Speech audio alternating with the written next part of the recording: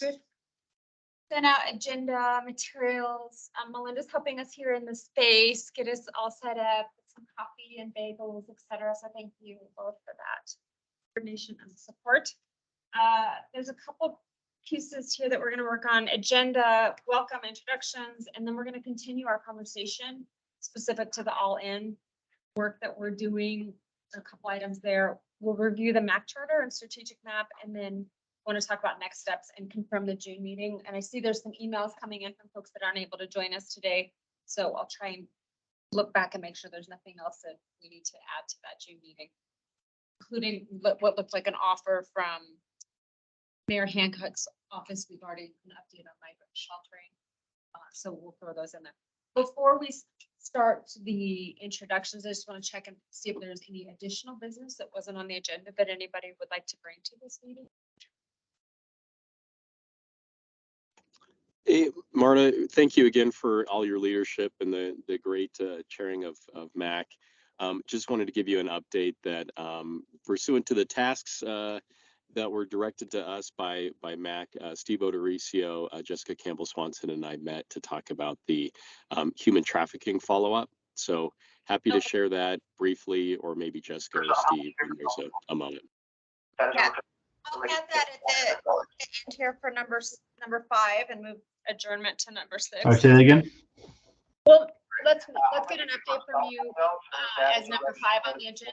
And That was already included. Okay, perfect. Do you have any cable internet? Included in the 900. Okay, perfect. Thanks, Melinda. Thank you. Okay, thank you. So we'll That add was not me, Abe. I heard you, Marta. Thanks. Figured it out, but we didn't want to call that other person out. So we'll add your item later on in the agenda here. Thank you so much. Okay, and so we'll add an update after number 4. Okay. Good. All right. Well, let's start. So let's do quick introductions, your name and your title, where you're coming from, just so we know who's here regionally. And then we'll start online. And we just heard from Commissioner Layden. Is that sufficient, or would you like to do your own introduction? No. Hey, everybody. Abe from Douglas County. Thank you. Let's see here. Looks like Councilmember Vaca.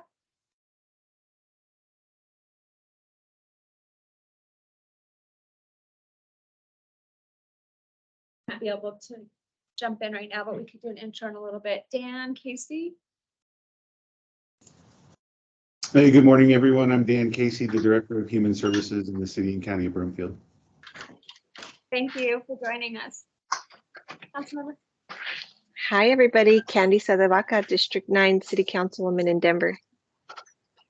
Thanks for joining us. Thank you for having me. Heidi Grove and then James Marsh.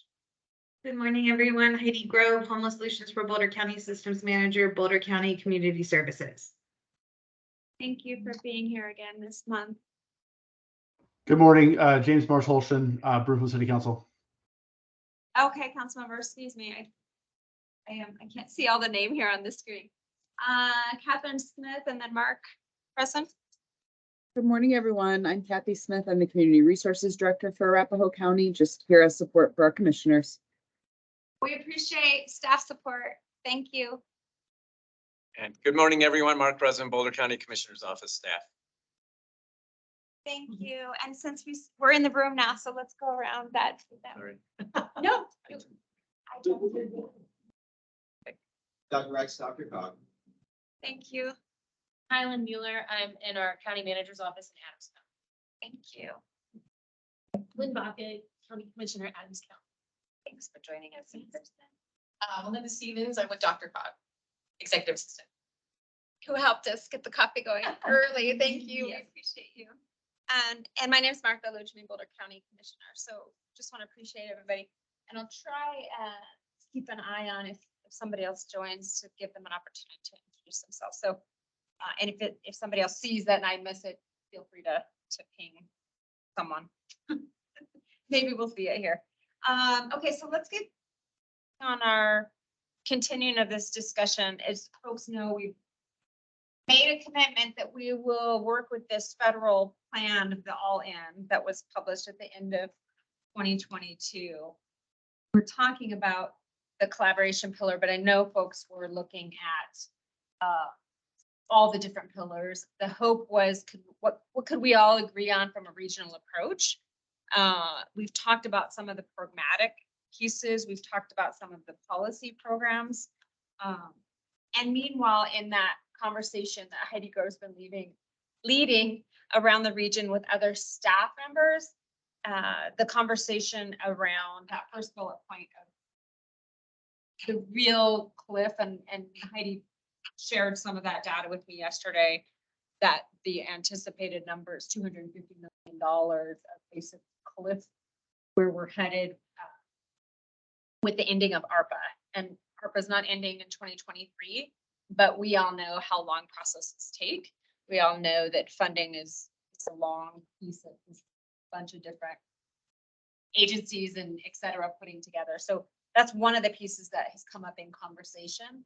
And so I'm going to turn it over to Heidi so she can give a little bit more information and share with us what she's heard. And then also she's put together some information from our last meeting in just a follow-up where we were talking about, okay, what's really happening? How do we look at that with those pillars? So Heidi, thanks for continuing to support us and lead this work for MACC.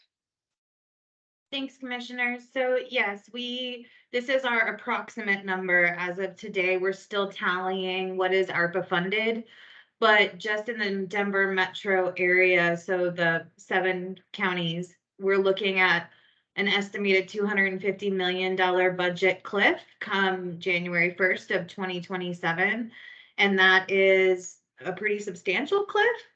And that's not our final number. So we're hoping that once we meet as staff across the region next Monday, we'll have a little bit more of a clearer understanding of what that investment looks like, that we will have to try to find additional funds to ensure that we don't see service provisions that we've seen that have been significantly ARPA invested.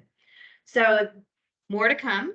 And so one of the things that Commissioner Lichman had asked me to do is, based on the presentations we've had from staff, conversations, and then just the information gathering that all the electeds did in our last meeting, to kind of put together a matrix or a flow chart of who's investing in what, to see if we can identify some gaps across the region and some kind of focal points across the continuum. And as Mark had mentioned in the email, there was a huge federal announcement yesterday with the All-In Side Plan, which is rooted in the All-In Plan. Colorado was not one of these selected pilot communities, but it really does focus on the implementation of the All-In Plan. So as we've talked about with the federal government prioritizing certain activities rooted in the All-In Plan, we're kind of seeing that play out in real time with the selected pilot communities. So with that, I will share my screen.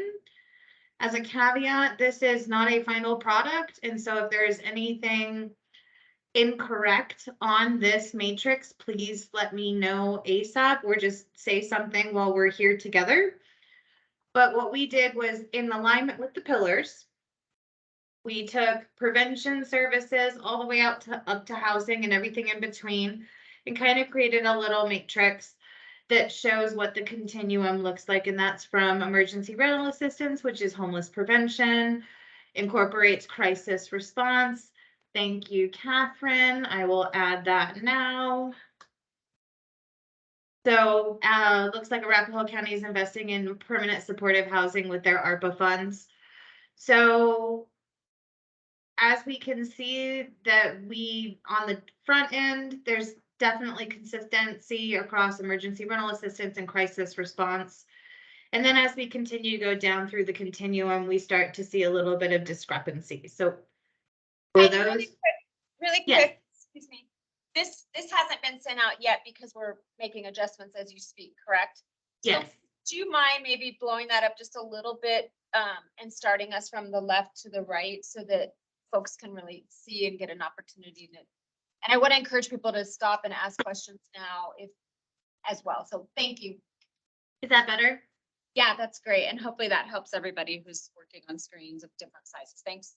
You're welcome. So on the front end, thanks, Dan. So we have emergency sheltering and street outreach in Broomfield. So on the prevention side, that really from a federal perspective is that emergency rental service and rental assistance. So making sure that people are not getting evicted and providing that eviction prevention dollars. We've seen some consistency across the region on that investment. And then crisis response, which is co-response or mobile crisis. Based on the conversations we had in our last meeting, it sounds like everybody across the region has some form of a co-response or mobile crisis team. And then we have homeless street outreach, which is very distinctly different than co-response teams, as homeless street outreach is very targeted without law enforcement involvement. And it's really that relationship building activities. And so if I'm missing anybody, let me know. And for emergency sheltering, and this is all in those intervention services continuum with the pillars. Emergency sheltering, which we kind of just lumped in brick and mortar sheltering, hoteling, safe outdoor spaces, and safe lots, as the federal government sees all of those activities as emergency sheltering. And am I missing anybody? No? Okay. Case management services, which are usually tied to emergency sheltering or street outreach activities, and that's a assigned individual that is helping work with that individual on, doing, document obtainment, which is social security cards, IDs, birth certificates for housing placement, connections and navigations to additional support services, whether that's behavioral health, substance misuse, or basic benefits like SNAP and Medicaid. And then also just ongoing engagement with that individual. And then we have transitional housing, which is really just short-term, term limited. That could be anywhere from 30 days to about 18 months. Most of the time you'd see like rapid rehousing in this space, but it also could transition over to supportive housing because most rapid rehousing services do come with support services. Then we added sobriety housing, and so that's, housing that is specifically tied towards individuals that are in drug treatment, but it's also transitional housing, but different than transitional housing. Then we have supportive housing, which, as I just mentioned, is that housing that also comes with those case management wraparound support services, but that is term limited, time limited supports, and not as intensive case management as we see. I see your comment, Catherine. I'll add it in just a second. As we see with a permanent supportive, which permanent supportive has a very defined number of touch points and case management services on any given time. And then we have permanent supportive housing. And Catherine, I'll add your stuff in now. Are there any questions?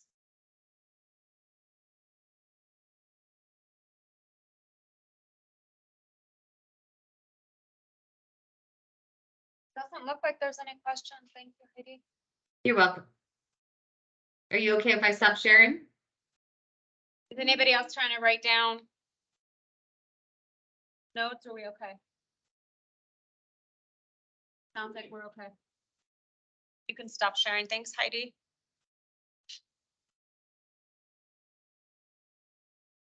So we felt like doing this matrix would be a nice way for us to have a visual of where we think the gaps are and where there could be a significant investment. And then also considering where we need to look at how to do the stopgap with that $250-ish million budget shortfall. So with that, Martha, I will turn it to you. Thank you. Really appreciate that. For me, I'm a visual person, so it's we all learn differently and we all retain information differently. So I appreciate you putting that together, Heidi. And it's a good, to me, it's a good update of the conversations we had last year, some of the presentations, some of the information, but to be able to see it there. And hopefully it answers some questions for folks about what are my neighbors doing or not doing. And for some of us, maybe it's what am I doing in my own county that I hadn't heard about yet with the ARPA funding, et cetera. So So we had just in planning for this meeting, some conversation around connected to the pillars. Where I think this group was going a couple months ago about, okay, let's pick a campaign, let's pick an activity, let's pick a program. And as we were talking about this planning, we know the all-in vision for the future. Here's the vision from a federal standpoint. That is in one of the packets that y'all got at some point. This plan is built upon our vision of a nation in which no one experiences the tragedy and indignity of homelessness. And everyone has a safe, stable, accessible, and affordable. The national goal is to reduce homelessness by 2025. If we say we're going to use this framework, then we could try and get to that goal, but I think the vision is important. In our conversation, part of that discussion was maybe we as commissioners really should go back to the MACC vision of what work can we be doing? We don't need to be doing programmatic work. We don't necessarily need to be, we're not going to be on the ground doing specific activities. When I hear a $250 million number and we understand what those processes can take, one of the conversations we had was, what would it look like if we all came around in the pillars, we all meaning elected officials in this work, to look at the pillars that really are going to affect funding, whether it's state funding as we continue, as we prep for a 2024 session, federal funding. So if you look on the pillars of solutions, number one, and scale housing and supports that meet demand, one of them is maximize the use of existing. How could we as commissioners really move that point forward in a collaborative way regionally, knowing this number that we're hearing from the 7 counties? The other one, under the improve effectiveness of homelessness response systems, number one, again, is spearhead an all of government effort to end unsheltered. That one might take the question of, are we focusing on sheltered homeless? Are we focusing on unsheltered homelessness? And another just side note, there was a federal government conversation yesterday that gave what Heidi was alluding to. So folks are interested and want to listen to that. For those groups that were chosen along with this all in, it gives some real examples of what several states, including California, have done with this plan and what they're working on. The other one under prevent homelessness, which is that last pillar, is reduce housing instability for households most at risk of experience. It's talking about services, opportunities, and resources. We can't do services, we can't create opportunities, and we don't have resources unless we have a funding stream. So I want to offer that up in with all the information, all the conversations, and then in our planning session, that's one of the pieces that we're talking about. What would that look like if we really focus together on that funding through legislation, maybe with other efforts, similar to some of the major infrastructure. Mark, I would love it if you would share some of the conversation we had yesterday in regards to 36, just to give us some bigger ideas. Thank you, Commissioner. And the short story is that going way back, probably to the late 90s, early 2000s, the local governments along the US 36 corridor, and Dr. Cobb was a big player in that. I'm looking at Melinda. Got together to plan for the future of US 36, right? And they looked at it both from a perspective of design, given the important role that US 36, primarily between Boulder and Denver, plays in the metro region, economic perspective, commuting, etc. And they looked at that project both from a design perspective and a funding perspective. And so they got the local governments together, and they worked all the angles to bring together the communities around design solutions, but also to get able, by people, I mean entities to the table who could actually help fund the project, because obviously it was a very expensive project. So that meant working across both local sources for funding, regional sources for funding, say through RTD, federal sources of funding. That's where Dr. Cobb played a role, the TIP and all the federal money that comes to the region, of course, the state level through CDOT. And it was a multi-year collaborative effort that ultimately ended up cobbling together in lots of various ways the funding stream necessary to completely reconstruct US 36, which that project started in 2012, was a 4-year effort to rebuild US 36. But the effort actually began probably 10, 12 years before first shovel turned over on the project itself. And a lot of the effort was focused around pulling together the funding to make the project work, bring it all together.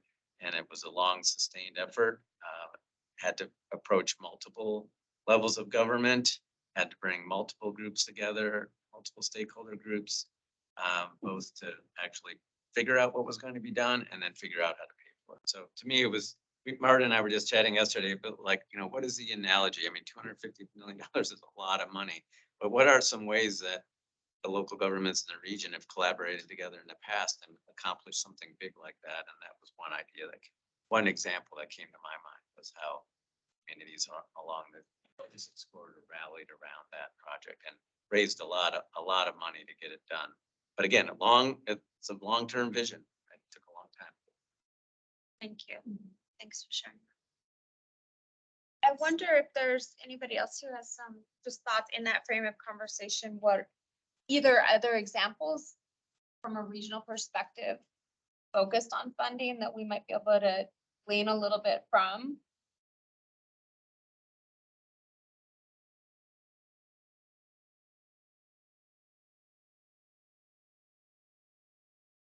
And otherwise, I think what I'd love to hear is just some feedback from folks here in the conversation today about if that feels like a way that we as commissioners elected could advocate and push the work forward, versus picking like a specific program or a specific,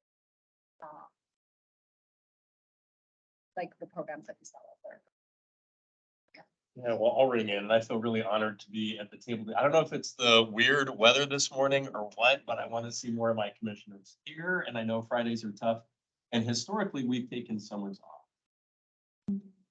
So I know summers are always graduations and weddings and everything, but I'm really proud of this Tony leading us and continuing to bring. Hopefully, try to just reconvene in the fall. So this is nice continuity. And of course, the county where I was born and the county where I lived and got my education, I'm really thankful that's Lynn and Marner. I mean, I think, you know, with this issue, I really respect what Mark had to say because that 36 project does not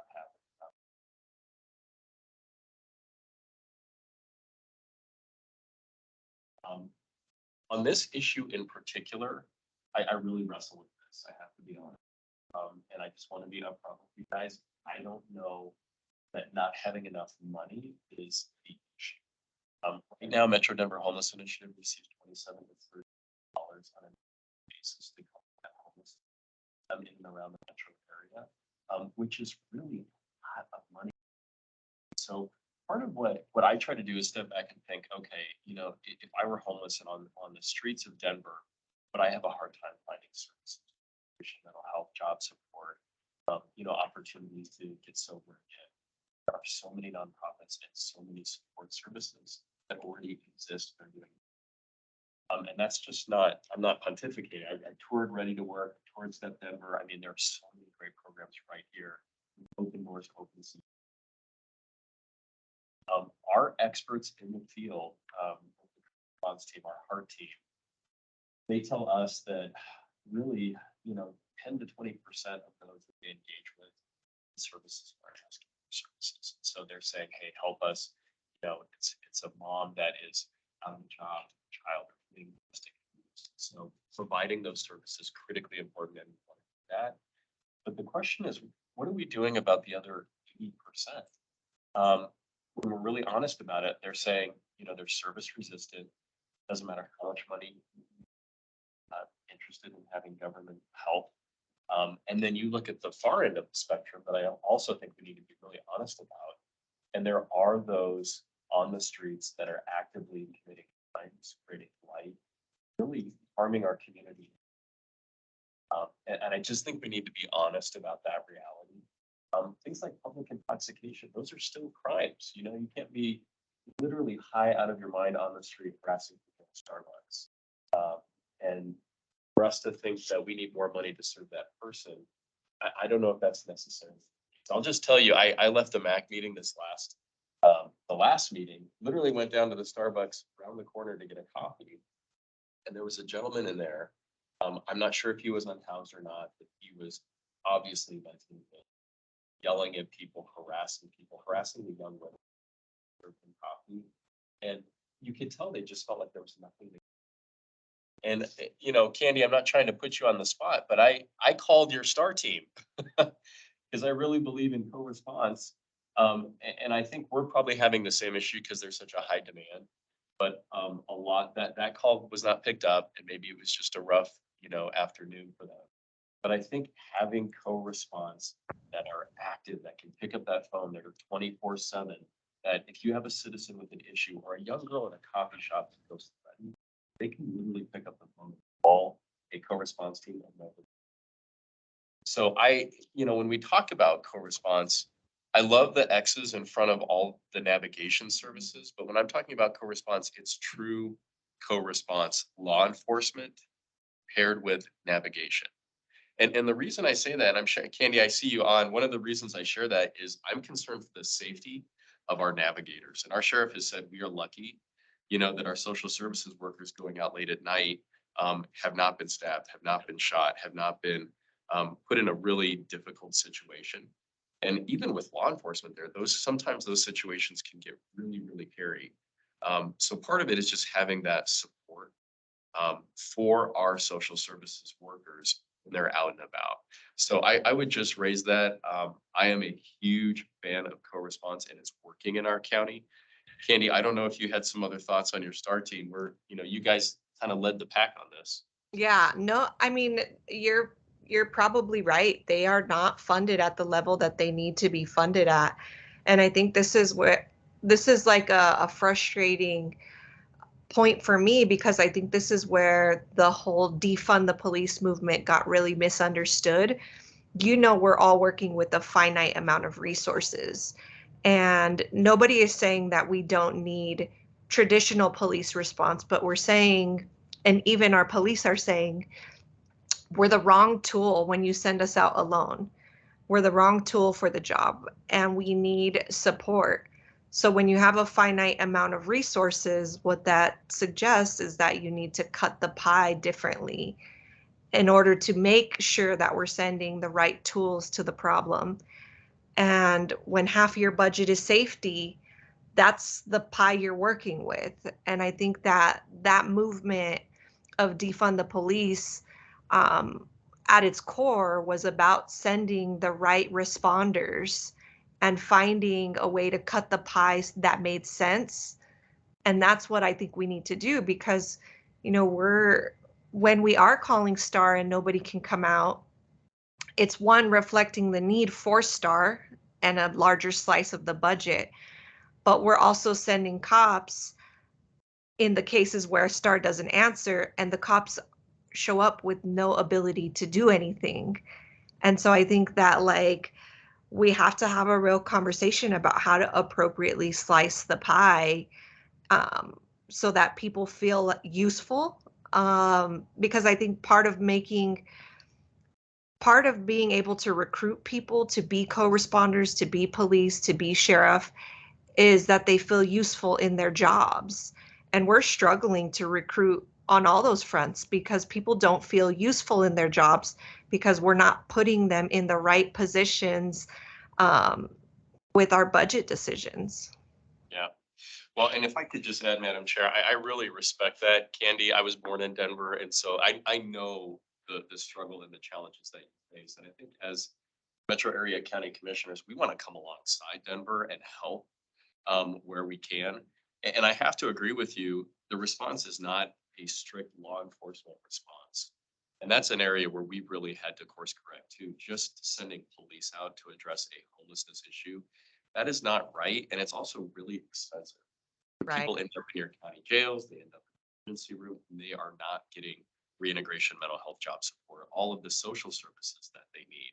So again, I really do like that co-response model of And- law enforcement paired with social services. Yeah. And I think like one of the other things that we do that's really freaking expensive and problematic is we send fire and paramedics on those same calls.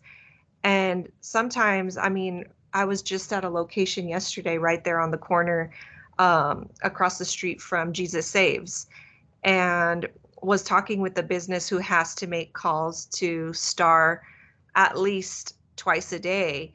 And the fire station is 2 blocks away, and we're sending an entire response team with apparatus and everything 2 blocks away to be able to get on scene and say there's nothing we can do about this situation, and then go back.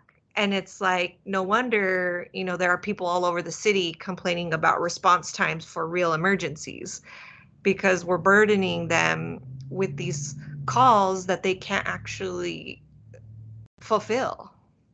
Yeah. Well, in Douglas County, we did decide to fund our police, and they have to be compassionate. They have to be trained in trauma-informed care, understand social services, but we added 27 FTEs. We did just get $1.6 million from the state for our team, because now it's on the ground and established. So I just want to recommend, I mean, if you have, I mean, STAR, we copied STAR, really. I mean, Yeah. STAR was there around before us, but I know What- there are federal grants for that. What I would love to see is when we talk about reimagining public safety and policing, what I would love to see is us broadening the phasing of what being a peace officer looks like, right? Could people be coming into the police department in a phased way where, you know, they're either coming in as the security guards at our buildings, or they're coming in as social workers who are trying to decide if they want to be co-responders, and everyone gets foundational training in that co-responder space, and then you move through the phasing of what it means to be an officer with a gun, right? And that final phasing where you actually get to have a gun on the streets means that you've been through all of these other phases of what it means to protect and serve.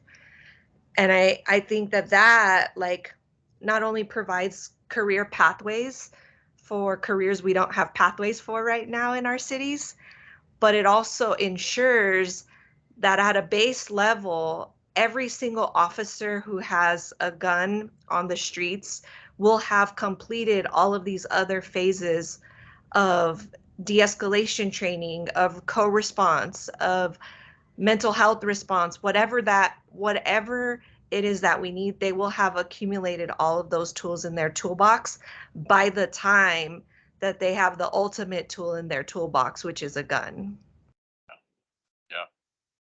Thank you. Thank you, Chair. Appreciate that, Abe, and thank you, Candy. I really like the way you phrased this, Marta, and I just have to, you know, thank all the colleagues that are on this for the work that we're doing around homelessness. If we think about where we were 2 years ago, we were all over. We didn't have an agenda. We didn't know why we were meeting. We had to kind of resurrect and resuscitate MACC altogether. So to have something in front of us that is a common shared goal for our communities and our constituents is really exciting. And I want to look at the hope and not the hopelessness of this.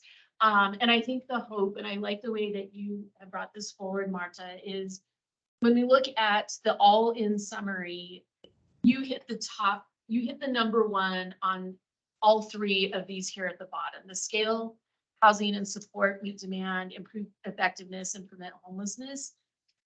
The number ones on all of that is just what we call in transportation, the next reasonable step forward. Instead of saying, we're going to deal with all of this, it's like, let's just work on the number one. And I think it makes sense that we maximize the use of existing federal housing assistance. And I can say there's probably some cities, you know, coming out of COVID in Adams County that are just not maximizing federal assistance dollars just because there was need and community recovery has been longer for some of our communities than, oh yeah, we're going to start working on programming. They're like, we have to do this and this, or sometimes it's we have to do this or this. So I think to get focused on these top number ones that you highlighted today is really important. And I think, being in the space for 10 years on homelessness, it's really evolved and we've learned a lot. And I think that's what makes this work really exciting. And I think the power of MACC is, you're right. It's not putting more programming in place. Individually, counties and cities, we have a lot of programming in place. I think our area of influence, and I'm happy to see the charter here, is maybe not necessarily more funding, but what does collaboration look like? And I think that the funding is maybe, whether it's Dr. Cog or someone administers this, if we start looking down the road several years of, if this is sustainable, we're going to need some kind of, and I know there may or may not be counties represented that have some funding challenges, that had some funding challenges with the administration portion of what Dr. Cog is covering for us today. So I think looking at funding of how do we move together as MACC, and I think our other really power that we need to leverage is influence. Back to what Candy said, is influence maybe legislation, influence policy at the state and the federal level of, we're here, we're trying to work together. I also think that, to your point, there are some really big nonprofits that I don't always feel attached to. I don't always feel attached to Colorado Coalition for the Homeless doing work. And I know they're doing great work, but I'm not always feeling that we're all connected and we're all in the same boat, rowing in the same direction. So I think it's important at some point to also include them, and maybe we do a summary at the end of the year. But I think our power in MACC is the population, all the metro counties working towards one solution to influence policy, state policy, federal policy, and to really leverage that we end up on the short end a lot of the time. Like how can we have 2.9? How can all of us be working together, yet there is no federal dollars to help this? And I think that we have really great relationships with our congressional delegation, maybe the exception of one, that would be willing to listen to a MACC to say, we have 2.9 million and we're working really hard individually, but we also need your help to help us. So those are my thoughts. I think that's a really good point. And again, we lament that MACC is small, but it's always going to be small. I mean, there's like 7, 8 large metro area counties. Each of you here, and I think, Lynn, you're the chair this year, right? Steve is the chair. Or Steve's the chair now, but I mean, you represent $1 billion, near $1 billion. It's huge. So we are so nimble here, and when we reach a decision, it's very similar to metro mayors, and we can get a lot done as a region. One of my concerns is, it's that return on investment, and I think we just look historically at the data. As the metro area has received more money, have we seen an increase in homelessness or a decrease based upon those funding streams? And sadly, when we look at our point in time as of today, the number of people experiencing homelessness just continues to increase throughout the metro area. So I guess I continue to be concerned about simply saying, hey, we need more money if we're not really targeted in terms of what we're asking for, and then funding things that have impact. So. Yeah, I don't. No, I don't disagree with you, Abe. I actually, I strongly agree that we need to have a comprehensive, vision of what it looks like to use that money, because you're right. Our homelessness is increasing, and I think it's not because we're getting more money to deal with it. I think there are a lot of other factors at play, but I do think that the more money there is to throw at it, the more irresponsible solutions we're implementing. For example, like I said, yesterday I was across the street from Jesus Saves. Anybody who's driven through Denver's downtown knows exactly what corner I'm talking about and what it looks like when you drive through that corner. how can we be throwing over $27 million at shelters and they look like that? Like that is supposed to be the safest, most well-funded place for someone who's unhoused to go. And it's probably like the most depressing corner you could be on. And they get public dollars and they're fenced off. They don't clean up their trash. There's not a lot of accountability when we do give money out. And I think the accountability on the aesthetic is important, but also we lack accountability on return on investment. We don't expect shelters to be getting anybody into housing. And when you talk about those wraparound services that are missing, that's a huge gap in getting people into any type of housing, really. In addition to like the sweeps making it impossible to do that case management. Like I think we need to come to an agreement as a metro area on what does it look like to invest, track the investment, translate that investment into permanent housing. Thank you. Yeah, I think for this conversation, pieces, I asked Heidi if she could bring up, again, really quick, just that visual chart as we're talking about co-response, because it sounds like there's some interest there. And the way I remembered seeing it, so I wanted to see it again really quick, is that everybody is doing co-response as one of those line items. I also, we're talking about multi-million dollars of funding to do co-response regionally. So I'm a big proponent of like, how do we get to the root cause? And we also know that we have funding that's being spent right now in all of our areas to address this issue. And so, and we also know it's going to fall off a cliff. And we also know that it's not sustainable. And what some of the concerns that I have are that we had a town hall last night, Boulder County Commissioners, and it was about property tax valuations. And we had people in the room who were saying, why are you going to push me out of my home and make me homeless as a senior who's on a fixed income? So when I heard, I think it was Councilman Sadabaka saying, there's all these other factors. We have a global pandemic, we have inflation, we have property tax valuations for everybody in the state of Colorado. So yes, we're spending funding. I don't see the ROI the same way because we have all these other factors that have changed where we were 10 years ago or 5 years ago. Just responding to the conversation. But the co-response, that is one that it looks like regionally we're all doing well. There's a few of them. So again, I would just love to hear what other options might there be if we could focus on funding and make a commitment to that piece of accountability. I think could be a conversation for everybody. Like, what are we all going to expect from folks that we fund?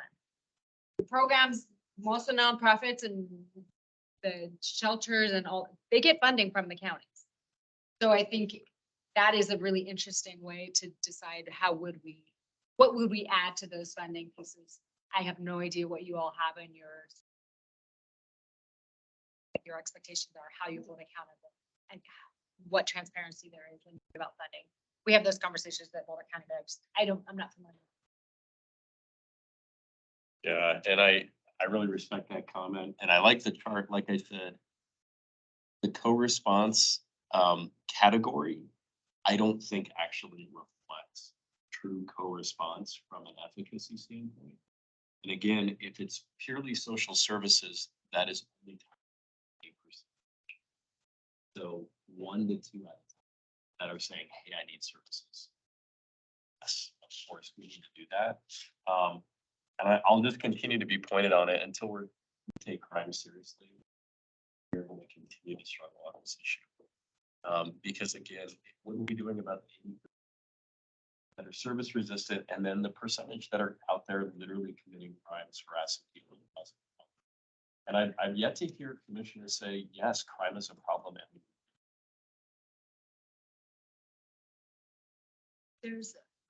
Heidi, go ahead. Yeah. So I thought I would share this because we anecdotally through 2019, this is pre-pandemic, kept hearing about like disengaged individuals. And so we designed a survey and specifically targeted those that were deemed as disengaged or service resistant. And we did it over the course of 6 months. We also deduplicated the survey. And what we found was that 86% of all of those that had not been accessing services in the traditional way that we would define accessing services had completed a coordinated entry assessment. So just for clarification, Boulder County has we have two different coordinated entry. We have one that is front end, and then we also have the one home too. So this is specific to Boulder County's local coordinated entry. Of those that had completed our local coordinated entry, 67% were not accessing the services they were screened to. And again, that was by design. But what we found was that 90% of all those respondents who weren't accessing services said that they were interested in housing to end their homeless experience, which is why we started to pivot our outreach and crisis response activities towards those connections with housing. So I just wanted to share that. And Council Member Seda Baca, I know that you guys have a copy of this because it was requested back in 2020. Yep, we're super familiar with this. Could we get, oh, okay, Mark's in the room. We're gonna send out a copy of that survey for folks too. The question. Let me go ahead and PDF it and then send it to you, Mark. Just FYI, it's not super pretty. It was internal, so. That's I find those statistics actually really intriguing, especially the 90% that you mentioned, because we identified in Adams County that, and then I had a conversation with the sheriff, but that's another story, that 80% of reporters, they are displaced because of domestic violence. So we feel that those individuals, families are really motivated to find housing and to find a solution for themselves or their families. I will give them credit. The sheriff said, yeah, they're saying it's domestic violence, but it's probably starting with addiction. It's probably starting with mental health, behavioral health. I don't disagree. It was reporters, people that come in and are seeking service, are saying I left because of a domestic violence situation. They're not saying because my husband's bad or whatever the case may be. Also very valid point. But we feel that there's a continuum, right? We have people that are displaced, and then we have the very chronic that we worked with for years and years. We did have a victory with one of our veterans.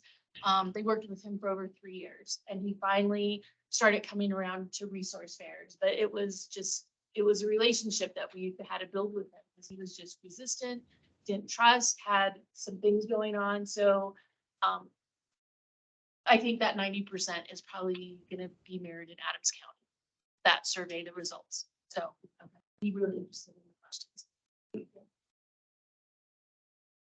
And I would say for us, nearly 100% of our citizens, where the median home income is about 730,000, they're looking for more affordable housing. So I think anybody you ask in our communities is going to say, yeah, housing is an issue without a doubt. right. Well, and I think to just step back a second, if we focus on our tasks as electeds and our opportunity as electeds to really focus on long-term funding, it doesn't have to just be focused on co-responder. The bullet number 1 is talking about housing assistance. I Go ahead. I agree. Oh, go ahead. I agree with that. Like, I think we've got to figure out a place to send people. Yeah. Like, the co-responder is great, but where does the co-responder send someone? We're creating a context where if we dump money into co-responders, yeah, they show up and they're perpetually telling someone there's nowhere for them to go. And so, like, I think what we're all grappling with is, like, where do we send someone? And I think this came up a couple years ago when we first started this conversation. We do not have a regional mental health or substance abuse facility. And I think that's where our collective resources would make the most sense, because right now our only treatment facility is in the jail. And we're cycling people in and out too fast in the jail. There is no mental health facility for anyone in Denver. I don't know if you guys have one, but it sounded like nobody had one that's county or city funded. And so figuring out the place for people to go at minimum, the people with the most severe issues who are the ones we're finding on the streets the most, because a lot of homeless people we don't see, they're on someone's couch. But that small slice that's on the street in a tent, it's because they can't go anywhere else. Like, they've literally been kicked out of shelter after shelter. So even when we're telling them go to a shelter, doesn't work. We send them to jail, 72 hours, they're back out. I love that solution. That just dawned on me. I'm always sitting here thinking, where's that area where we're all on the same page? Having a Metro Denver regional mental health facility would be a really, that's like that project Mark is talking about.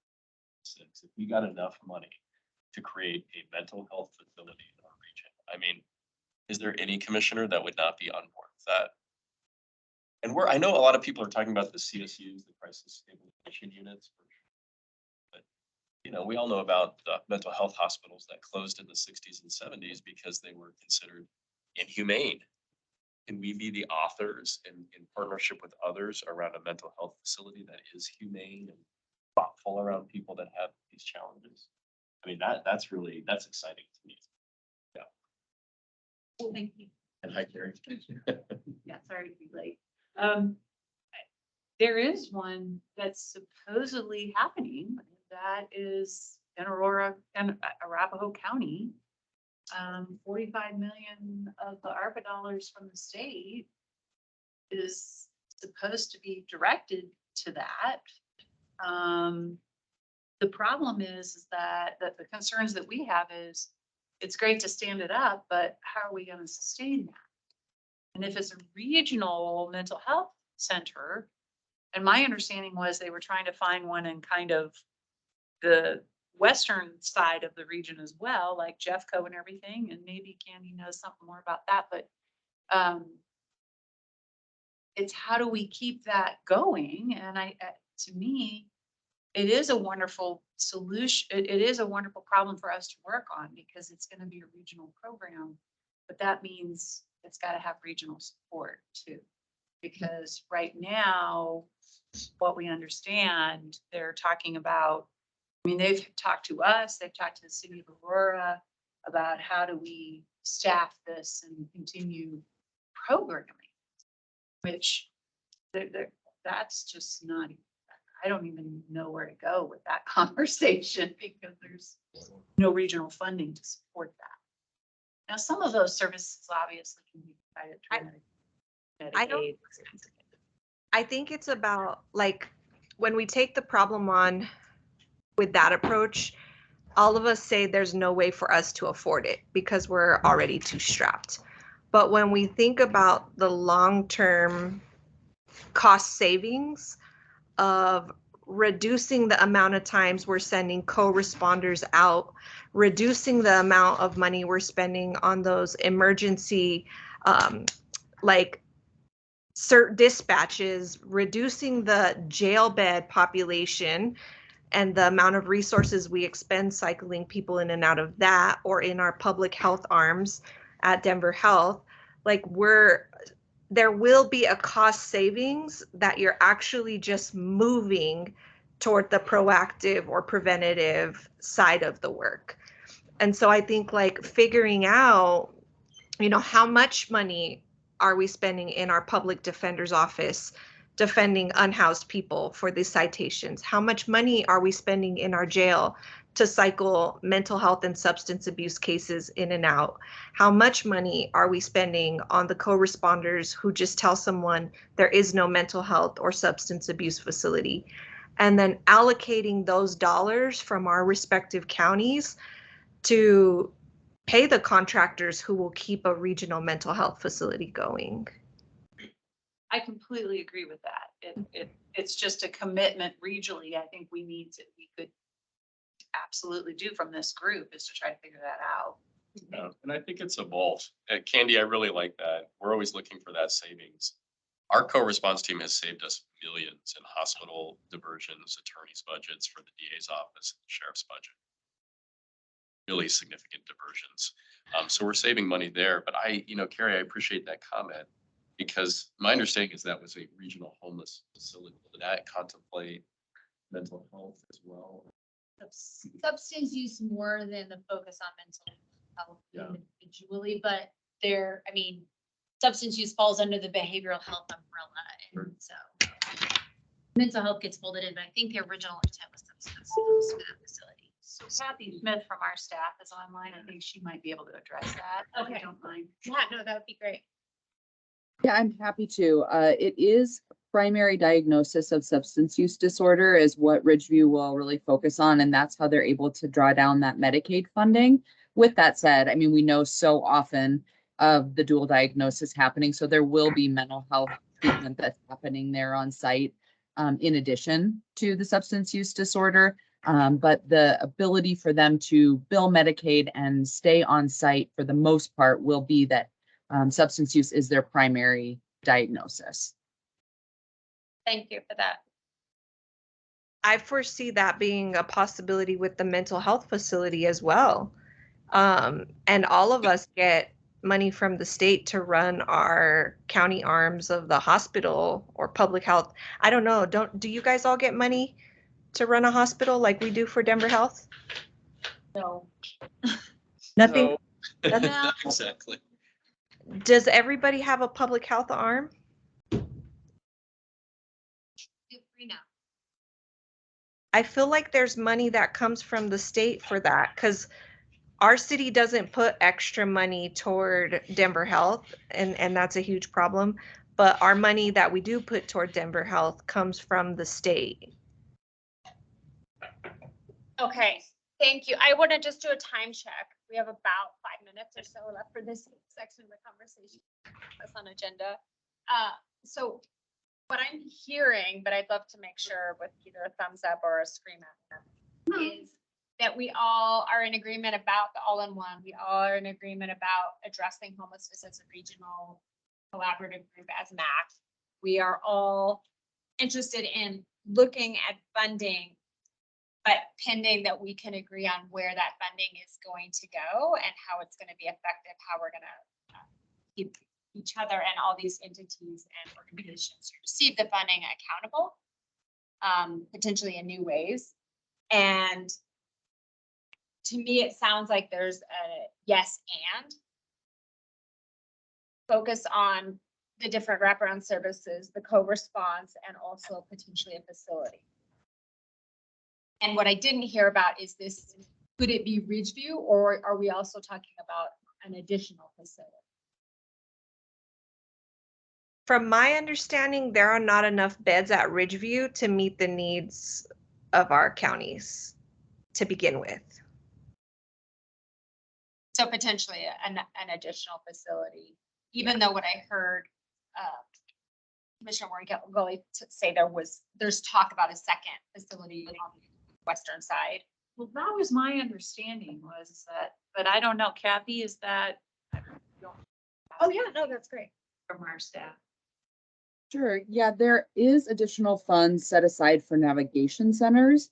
Now, whether those will focus directly on mental health treatment, I don't believe so. Those are really for the regional navigation centers. And previously there was going to be allocation and there's 50 million set aside, and it was going to be for one. Legislation that came through this session allowed for multiple awards so that there could be different homeless navigation centers throughout. Now, that's a great place, I think, for us to identify individuals who maybe would need that secondary treatment in a mental health, transitional housing or whatever that would look like. And there would be mental health providers, I believe, on site, on a lot of those navigation centers, but wouldn't be focused specifically on mental health treatment. Thank you. In my summary that I just shared, what did I miss? And or what are, is there anything people feel like we're not in agreement on yet? I think that was perfectly stated, and I'm trying to walk through a hypothetical from the beginning of a situation where somebody's encountering being unhoused to being successful on the back end. What does that look like?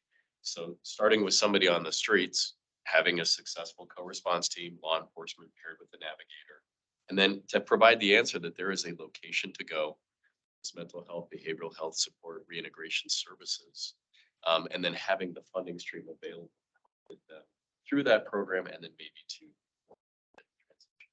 transitional housing and more permanent housing. Yeah. I mean, is that the right, and it's such a continuum, and I realize it's always very complex. That's exactly the path, and the piece that I think we're acknowledging exists is that supportive housing, permanent supportive housing, is also still not enough for a very small segment of the population. They need that middle between permanent supportive housing and hospital. Yeah, thank you. There are those that will never be able to be self-reliant or live on their own. And I'm thinking about people in the IDD community too. They Right. obviously, for a lifetime, they will need some form of services. Correct. There is funding stream for that. For that. Can I just add real quick? I know we're on time, but I did a lot, a pretty significant kind of town hall panel discussion with our DA's office and sheriffs and HIDA around the fentanyl issue. And I know you all are really aware of that. It is so cheap. It's like $3 to $5.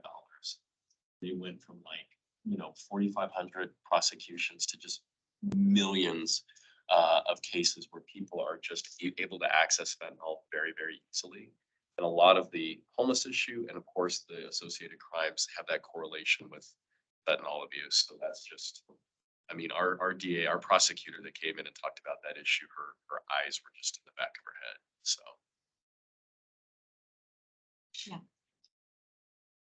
Good. So what I'm envisioning here is we'll put together a summary of what we've just talked about and what we've just decided. What I want to check in on is if that's our focus, those 3 bullet points of those last 3 pillars, that we will, this is the working group. I'm not going to build a subcommittee to say, okay, now you go work on this. This will be the work of all of us. And so we'll send out any asks for your staff to bring anything back the same way that we have. But I think right now we've got a focus and a commitment of what we're willing to do together. And we can have some more conversations about, is there policy, is state, is it local, is it federal, et cetera. That will be part of the development of this MACC as a working group. Does that sound correct? Any questions? One question I have is how do we ensure that MACC has teeth and has some efficacy so that when you all invest your time here as individual commissioners and a recommendation is made, how do we as counties then adopt and integrate those policy recommendations doing? I think that could have some weight. We take a vote as area county commissioners around recommendations. And as the representatives, we have an obligation to go back to our counties and say, this was the county commissioner recommendation. And hopefully our staffs can, because I think it gets lost. If we have a policy solution here, how does that become effectuated from a county level? I think it's a great question. In my mind, I'll just respond. Yeah. What I'm hearing is we're making this regional commitment. So it might look different at each one of our counties, i.e. for us, we're rebuilding our strategic priorities. What do we have clearly aligned that's connected to this all-in pillar and MACC work? Yeah. That might be outlined. Or if we come up with a policy and we have a policy. So if we say, okay, MACC's going to work on this particular legislation, we're going to find some session connected to this work, then got a policy team that's going to put that in our legislative agenda, etc. I'm sure you all have, right? So that we all have something very similar, if not the same. Yeah. Talking about messaging about hazmat commissioners in our different jurisdictions. Well, I've only been a commissioner for 5 years and I know every county's different. I know Arapahoe has show and tell and we have our commissioner updates every week. But for us to actually effectuate good public policy, we rely so much on staff, right? Staff is amazing. They have the expertise. So as policy leaders, it's connecting this good information to our staff and maybe having between our staff representative here at MACC and then our independent staff so that they're able to advance the ball and then bring that maybe to our work sessions. I mean, we have work sessions on issue areas of interest. I don't know. Tackle new policy issues. Go ahead, Commissioner. The biggest problem that I see with this is that in Arapahoe County, we have talked about all these things on multiple levels. Our homeless coordinating committee, our, with our mental health providers, our housing work that we're doing. What I see MACC potentially doing, and I don't know how that happens, is that they go to this regional concept. I mean, it sounds like almost everybody is utilizing co-responders. Sounds like everybody's almost, would really like these things. But it seems to me that housing and the regional facility is where our focus could be, to channel all of the work that we're doing in counties to make that happen. But I just, the problem that we run into, or maybe Commissioner Campbell Swanson can feed into this, is we're just it's just kind of where do we get the funding? How do we do this? We're trying to do it at a very local level, but we need someone that's actually bringing this, using the power of all of our group working together. And it's hard to know how to do that through our work without staff, or I guess that's some of what I'm kind of getting. As right now, your team is working on this, and last year our team was working on it, but we don't have the dedicated team that this is their focus, is this work. Oh, I feel like we all talk about this, and I hear it at CCI, at CCAT, at all these different places. How do we focus that work specifically? Well, I used to wrestle with that all the time. You hear great ideas and then how do you actually get it done? And you all are so, I mentioned this to Jessica, the other day, you're so powerful. The answer that I've landed on is staff responds to you. You are the elected leadership in your counties. And if you have a board majority, your counties, after a work session, makes a motion and directs staff to study and get involved and develop a program, they got to do what you say. Now there may not be the funding there and there may be some challenges, but I think we need to lean in and step into our own power to do great. Find 3 people that, 2 people that agree with you, Carrie. Right? Well, we're doing this. Our staff is focused on this. I mean, I hear everybody else's staff is incredibly focused on this. It's just at some level, we have to have some ability as a regional group to interact with our state and our federal legislators. Say, this is the 1 or 2 problems that we have. I mean, I just feel like, right, you all are, staff is dedicated to this. Kathy, this is one of her full-time things. Yeah, I think the big takeaway for me, and sorry, Candy, to put you on the spot, is I almost feel, I did not realize that Denver Health was, I pulled it up, 1997, they separated from city and county of Denver. And I almost feel, so that's not that long ago. I mean, that's like in our lifetime. I almost feel like we need a Metro Denver Health 2.0 somewhere. Because we're not getting hospital funding in Adams County. I wish I could sit here and say we were, because that would help us tremendously. And I know we've all talked about who is it? Who does the community reach? And that whole conversation happened between CCI and CCAT 2 years ago of how they all came to be that entity. So I almost feel that is needed. I don't know where the state's at with all of that. Should this go around? But I was just surprised. I mean, in my lifetime, I did not realize that's how Denver Health came to be. And it's been complicated because we separated, they became a private entity. Oh, can you hear Go me? ahead. Go ahead. It's been complicated because we were part of the city, then separated, and they were their own private entity, then somehow ended up coming back together as our public health arm. And so we only fund a portion of what they do for us. And I don't think that they want to keep doing it, to be honest with you, because we're not paying them at the level that they're providing services. And they're trying to figure out how to get their money.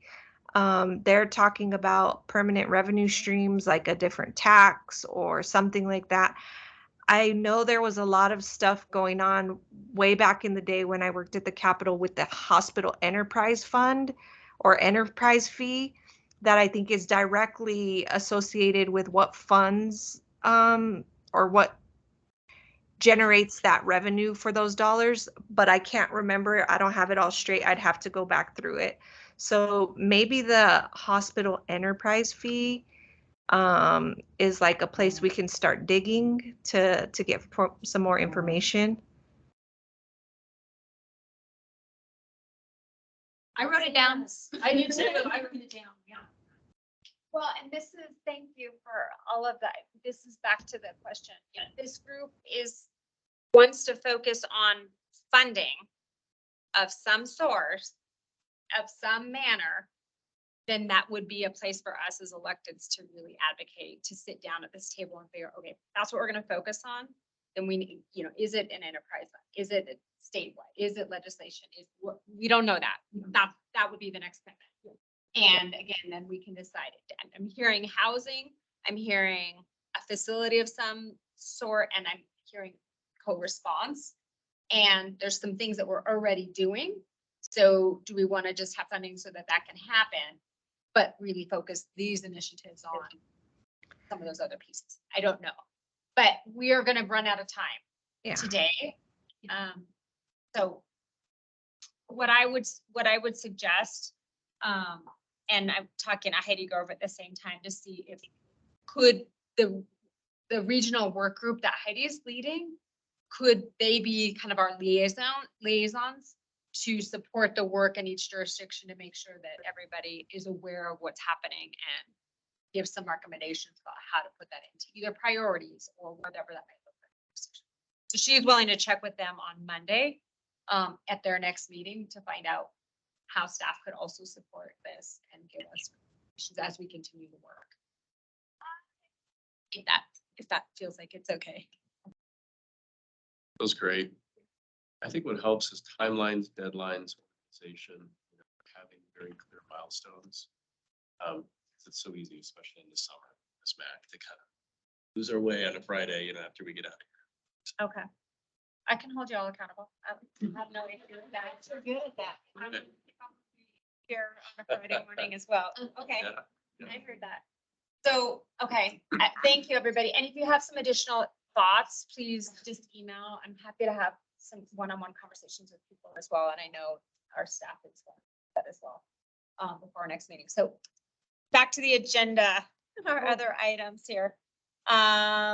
Review of the MACC charter and strategic map. Mark, do you have any specific? No. On the table in front of you is, the map, and there's some copies of the charter that's floating around. Yes, it does say draft on that, but that is the final version that was adopted. I don't know why I couldn't find one that did say draft. And I guess the thought, Martha, was just to have a check-in and make sure everyone's comfortable with the work. And just as quick background, huge thanks to Adams County for leading MACC through the process in 2021 that led the creation of the charter and the strategic map, and then huge thanks to Arapahoe County for taking that and implementing it last year and leading all that work on the discussions that we're having today. Areas of the MACC commissioners, so that's. Do we need to have a vote on this, or is just review everything? Yeah. Oh, yeah, I believe it. It's already, I guess the thought was, I think, Mark, you were just interested in whether folks are having any feelings about whether it's this work is still applicable, still timely, still good guidance documents for the MACC. Well, and there was something in there that was like date specific, which it was really more of just an update. And as long as folks know who the next person is in line to be prepared to take on the leadership. That was the only question I had. So it sounds like we don't need a vote. Everybody's got a copy of the draft, so Yeah, and it was we'll keep moving. included in the email, and just for everyone else to know, James is on the call. We have been, as is Andy, we have been scheduling planning meetings, and we'll get the next planning meeting scheduled next week, and including the two vice chairs of MACC, which are Broomfield as first vice chair and Denver as the second vice chair, because as Marta noted, that's how the leadership will spill down. So next year, Broomfield will be the chair, Denver will be the first vice chair, and Douglas will be the second. So do you want that language added into this charter to name those, because it's Denver and. What is it? I didn't see Denver and Denver. Okay. You know, our alphabet. Yeah, it follows an annual rotation determined alphabetically. I mean, you could say I think beginning in 2022 sets you up for then this is while the rotation. Okay, so in terms of a charter, I don't know that you need it to list all of them out for all the subsequent years. I think you just need to know where it started. Yeah, and then how it flows. I agree, and maybe the thing we're dismissing is the member counties. Oh, that's okay. Everybody agree we can add the member counties in there and then call it done? And we won't bring it back for review. Okay. In terms of. Okay, a majority. Okay, got it. Asking about form. Okay, great. We'll make that addition and we'll be done for 2023, and then someone else can take it on. You know? Okay, thank you, everybody. Last item, well, we had an addition, so I'm gonna really keep you on your time, Commissioner Layden, just because we've got that addition, and it's 10:48 right now. Thank you. You're up. Oh, and I'll defer to Jessica, right? We were talking about her. This is an update. Oh, so the update, I haven't even had a chance to update her yet. So, yeah, we had a conversation with Commissioner Layden, Odoricio, and myself, and Kelly Dorr, and looking at what powers HB 22-1300 gave us as counties, and what might we be able and willing to do to take on addressing human trafficking. And so I committed for me, not for the county, but for me, that I would just bring it up Mondays, as Commissioner Layden said. We coordinate as our commissioners and have share time. I call it show and tell. And so Heard that yet. well, I said it like yes, you have. Okay. I think it's fine. Anyway, so I've said I'm gonna bring it up at ours to see kind of, because part one of the requirements within the bill is that for counties to take action, we have to coordinate with our cities of what we might be doing. And so, Steve brought up a justice coordinating committee, which we have in Arapahoe as well. And so, if there's already an entity that is a place for that to work easily, then I don't need to recreate the wheel and do a dog and road show, to all the cities. And So we'll see if that committee is, if that's the right place. I don't sit on that committee. That's Commissioners Baker and Summy. And so we'll kind of, that's the next piece for me is to look at what that might look like for Arapahoe. There's zoning potential, licensing potential, there's background checks, there's a lot of different, the bill actually gives us a lot of robust options, and also requirements. And so that's kind of the first step, is looping in the rest of my team, our county attorney, and see where we are. Thank you. Thanks for that. I just have one. Oh, as well as then, sorry, and then we were kind of, there was a discussion of science similar to this. Don't let the perfect get in the way of the good. Kind of getting something done is better than getting nothing done, but that also, Commissioner Odoricio brought up the tangential topic of wage theft generally. And then I really kind of focused on how do we prevent victims from being re-victimized in this process, and having really people victim-centered solutions to this. And so we've got a couple different things, but basically at the end of the day, if we're going to focus on HB 22-1300 and the powers that those give us, and that's what we're going to start on, then that's the conversation that we're starting with. Thank you. I just have a point of clarification for me because this summary, thanks for providing that, talks about human trafficking and then it talks about sex. I don't want to assume it's interchangeable. They're not. So you can have human trafficking. So there's human trafficking, and then sex trafficking is in that umbrella. Where one of the items we were talking about in terms of human trafficking is construction companies bringing folks from south of the border up here, luring them, paying them, and sending them, right? And so that's where Odoricio kind of started his line of thinking, and with wage theft generally, and how that gets folded in with human trafficking.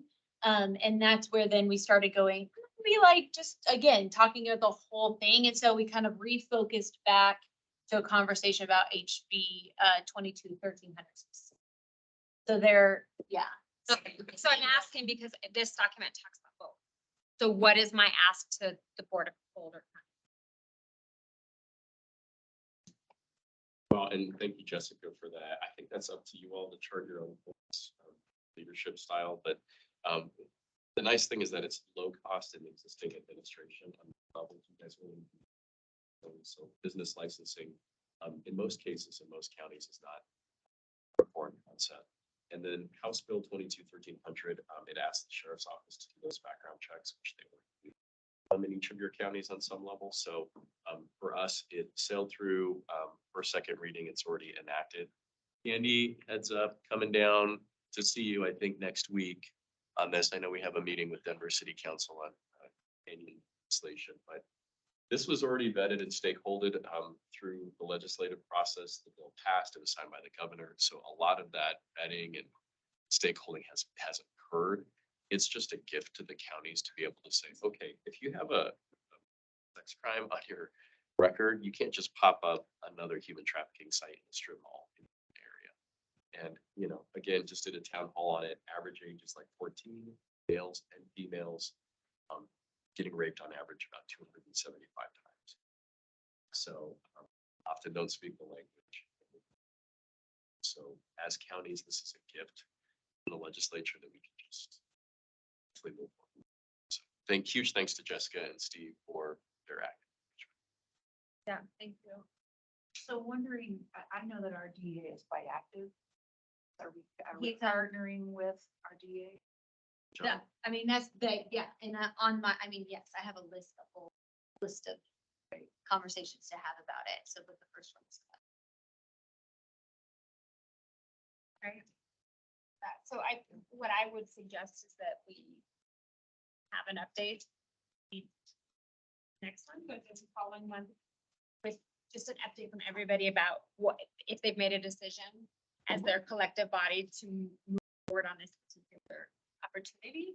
And if so, what they've done, and if it's show and tell or however they've had the conversation to know, so that we all know how many people do we have actually versus just in conversation. Would that be a good follow-up? Yeah, I think that's what our plan was kind of, see what conversations, and then, you know, the next week we'll be at CCI, some of us. And so we were like, if we don't get an update, we'll just kind of confer there, kind of see where we are. And yeah, I mean, I think July is our next one. Yeah, I think we have a June, we do have a June. Oh, hold on. And your DA is our DA, and he's like, yes. to it. So we'll try to get June, but if not, it'll be June. Okay. So I, let's plan to bring that back in July. A little bit of time. Yeah. And we'll make sure that that's in our meeting agenda for next time. So everybody remembers to go talk with your board and then come back and just give us an update about if you have agreement, and if so, what are you planning to do? Man. Okay. I don't have anything else on our agenda. We are confirming our June meeting. Wasn't sure if you were. No, that was Okay. You did? June 16th. Oh, 16th, okay. I'm gonna be the door that says I'm gonna be in. Oh, Are you going to? Emma.